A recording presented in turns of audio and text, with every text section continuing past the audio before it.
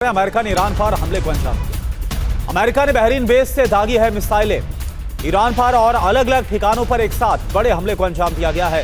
Bahrain से हमला किया गया और काफी ज्यादा नुकसान इस हमले में ईरान को उठाना पड़ा है, जो जानकारी सामने आ रही है। ये देखिए, आप हमले की तस्वीर आपको दिखा रहे हैं। अमेरिका ने जो हमला किया है,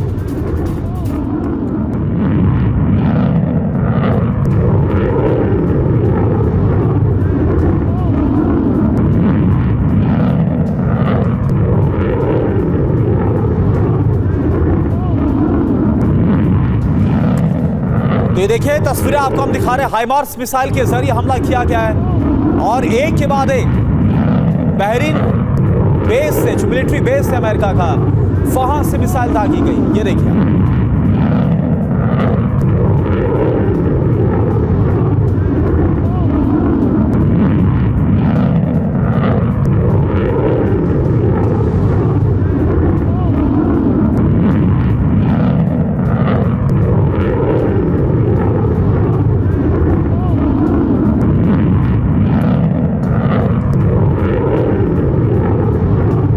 और इस हमले को लेकर एक और बड़ी खबर, अमेरिका ने ईरान पर जो हमला किया है, इसे लेकर एक और जानकारी सामने आ रही है। हाइमार्स अमेरिका का ईरान पर हमला हुआ है। मिसाइलें दागे जाने की तस्वीर आप देखिए।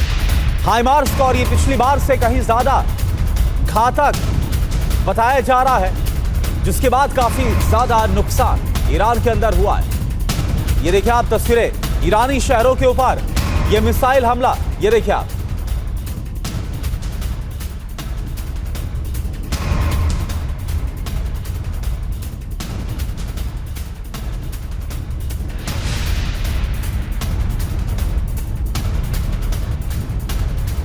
तो ये तस्वीर इस वक्त आपको दिखा रहे हैं। हाइमार्स से हमला किया गया, यानी पिछली बार के मुकाबले ज्यादा विनाशक, ज्यादा घातक ये जो हमला है वो किया गया है, जिसके बाद काफी ज्यादा नुकसान हुआ है। हालांकि कितना नुकसान हुआ है अभी फिलहाल इसकी तमाम जानकारी आने बाकी है, लेकिन क्योंकि हाइमार्स जैसी शक्तिशाली और विनाशक हथियार का इस्तेमाल किया गया, मिसाइलों का इस्तेमाल किया गया, ये दो तस्वीर इस वक्त आपके सामने। अमेरिका ने ईरान को दहला दिया है और ये मानकर चलिए कि अब ईरान की तरफ से हमलों को अंजाम दिया जा सकता है।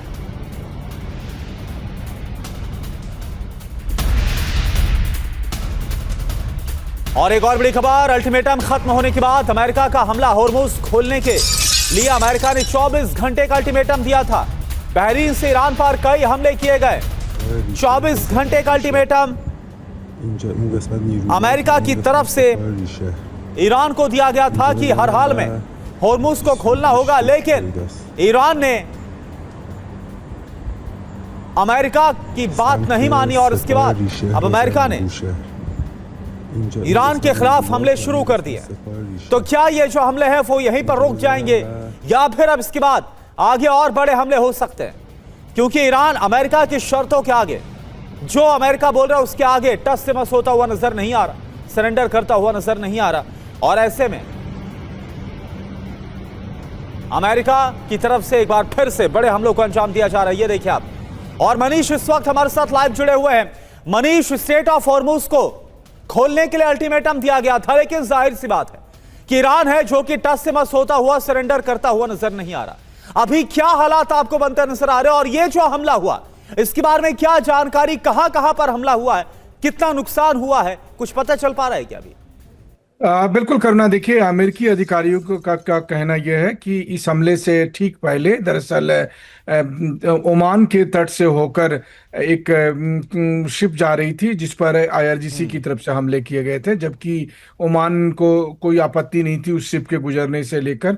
लेकिन चूंकि अब पूरे के पूरे हॉर्मुज स्ट्रेट पर ईरान चाहता है कि उसकी मर्जी के बगैर कोई शिप ना जाए, और इसलिए उसने उस शिप पर अटैक किया, तो फिर अमेरिका को लगा कि अब कार्रवाई करने की जरूरत है।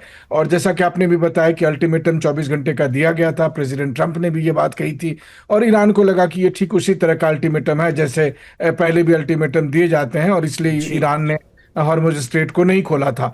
तो इस आधार पर यह हमले शुरू किए गए। इस हमले के जद में इस वक्त खास करके साउथ ईरान के कई इलाके हैं, जिसमें बंदर अब्बास है, कुनारक पोर्ट है, केशम आइलैंड है, जास द्वीप है, इन सब जगह पर अटैक किए गए हैं। और ज़्यादातर जो हमले हैं वो सर्विलांस से संबंधित जो ठिकाने हैं जहां से कि या तो हॉर्मुज स्ट्रेट में गुजरने वाले जहाजों पर ईरान की तरफ से आईआरजीसी की तरफ से सर्विलांस किए जाते हैं, या नहीं तो फिर एयर डिफेंस के इलाके हैं, एयर डिफेंस से संबंधित जो साइट्स हैं उन पर स्ट्राइक की गई है।